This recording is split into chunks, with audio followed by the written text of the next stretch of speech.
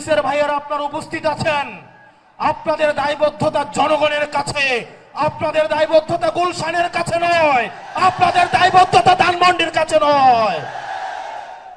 অত্যন্ত পরিতাপের বিষয়, আজকে পুলিশ সদস্যরা এখানে যারা আছেন, আইন শৃঙ্খলা বাহিনী আপনারা যেখানে আছেন, অতীতে আপনাদেরকে ব্যবহার করে আপনাদের ঊর্ধ্বতন কর্মকর্তারা তাদের পদ পদবি বাগিয়ে নিয়েছিল, আপনাদেরকে ব্যবহার করেছে। আল্লাহর দোহাই লাগে, উপরে আল্লাহ নিচে জমিন, নিজেকে আর ব্যবহৃত দিয়েন না।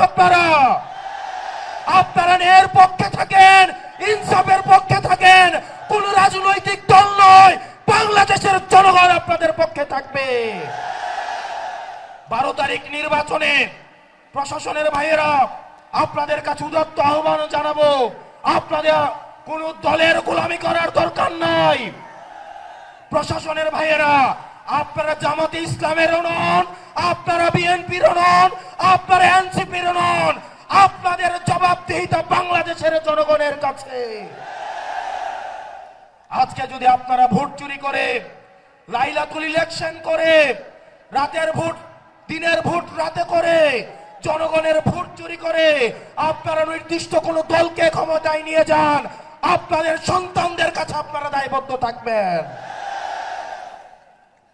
প্রিয় মিডিয়ার ভাইয়েরা, অত্যন্ত পরিতাপের বিষয়, এই জুলাইয়ের পরেও এই মিডিয়ার ভাইয়েরা দালালি বন্ধ করে নাই। সময় টেলিভিশন, 71 টেলিভিশন, ডিবিসি আবার দালালি শুরু করে দিয়েছে। আল্লাহ সাক্ষী, আমি সাক্ষী, আমি দেখেছি এজেন্সি যেই রিপোর্ট লিখে দেয়, ডিবিসি 71 সময় টিভি সেই রিপোর্ট তারা পাবলিশ করে। এই ডিবিসি 71 এবং সময় টেলিভিশন হাত বদল হয়েছে, কিন্তু চরিত্রের বদল হয় নাই। আপনাদেরকে আবারও জনগণের কাঠগড়ায় দাঁড় করাবো ইনশাআল্লাহ।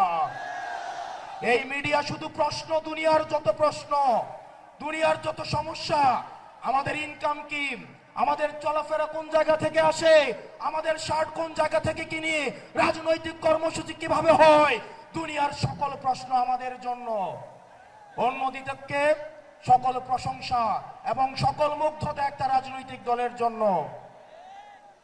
এর পরবর্তী বিপ্লব হবে এই মিডিয়া এবং প্রশাসনের বিরুদ্ধে বিপ্লব। বক্তব্য দীর্ঘায়িত করছি না। মিডিয়া এবং প্রশাসন বাংলাদেশকে সুখী, সমৃদ্ধ এবং উন্নতি করতে হলে আপনাদের প্রয়োজন রয়েছে। আমরা আপনাদের শত্রু না, আমরা চাই আপনাদের দায়বদ্ধতা, আপনাদের জবাবদিহিতা হচ্ছে জনগণের মুখী। আপনারা কোন দলমুখী না হয়ে আপনারা জনগণমুখী হন, জনগণ আপনাদের নিরাপত্তা দিবে ইনশাআল্লাহ। ইনকিলাব, ইনকিলাব, ইনকিলাব, ইনকিলাব, অপ্রশ্ন সংগ্রাম, দালালিনা রাজপথ, দালালিনা রাজপথ।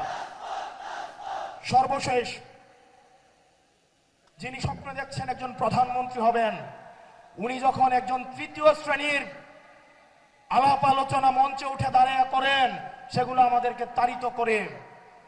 জনাব তারেক জিয়া, আপনি যেভাবে গুপ্ত গুপ্ত বলে আপনার নিজের নেতাকর্মীদেরকে হত্যাযোগ্য করে তুলছেন, গত 17 বছর কিভাবে ফ্রিল্যান্সিং এর মাধ্যমে দল পরিচালনা করেছেন, সেটা একবার নিজেকে প্রশ্ন করে দেখেন।